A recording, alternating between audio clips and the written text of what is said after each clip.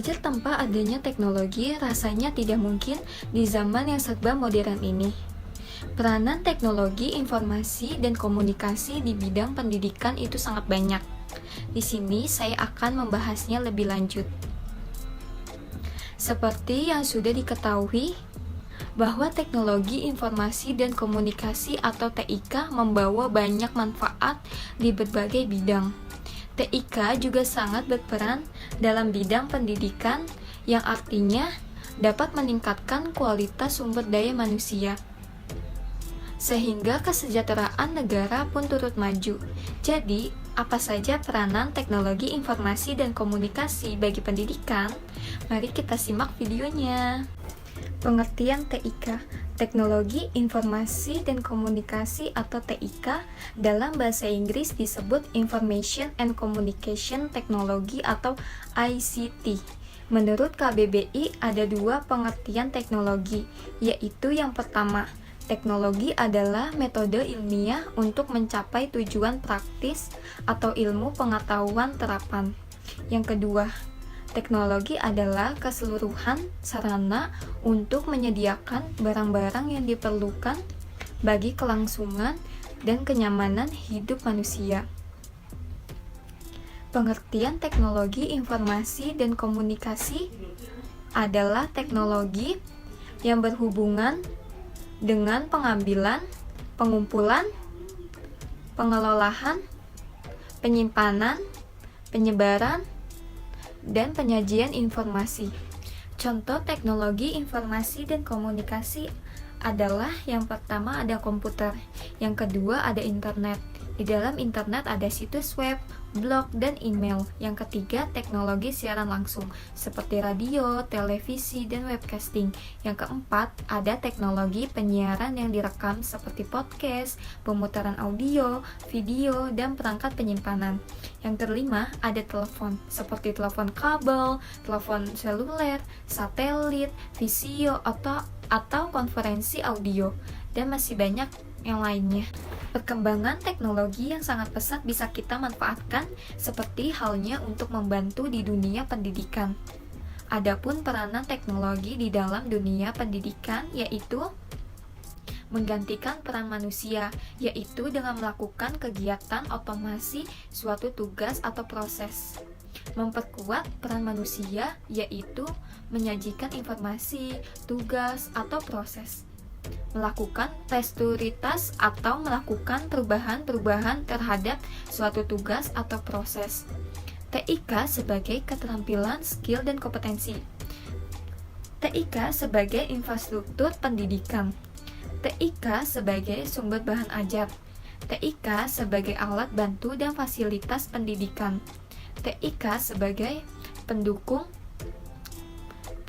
manajemen pendidikan. TIK sebagai sistem pendukung keputusan controlling pada smartphone. TIK pun sekarang bisa diterapkan di bidang pendidikan, seperti halnya yang pertama, pembelajaran berbasis komputer. Contohnya yaitu penerapan sistem ujian nasional tahun 2016 yang berbasis komputer atau dikenal dengan CBT. Yang kedua, berbagi hasil penelitian. Contohnya, berbagi hasil penelitian melalui akun blog, LIPI, Kemendikbud. Yang ketiga, konsultasi dengan pakar melalui internet. Contohnya yaitu menanyakan segala hal melalui WhatsApp ataupun email. Yang keempat, perpustakaan online. Yang kelima, diskusi online. Contohnya seperti situs kaskus.com. Yang keenam, e-learning. Contohnya seperti brainly.com. Kelebihan TIK di bidang pendidikan. Yang pertama, informasi yang dibutuhkan akan semakin cepat dan mudah diakses untuk kepentingan pendidikan.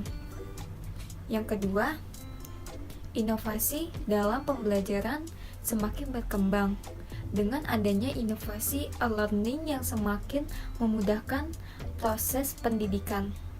Yang ketiga, kemajuan TIK juga akan memungkinkan berkembangnya kelas virtual atau kelas yang berbasis telekonferensi yang tidak mengharuskan sang pendidik dan peserta didik berada dalam satu ruangan.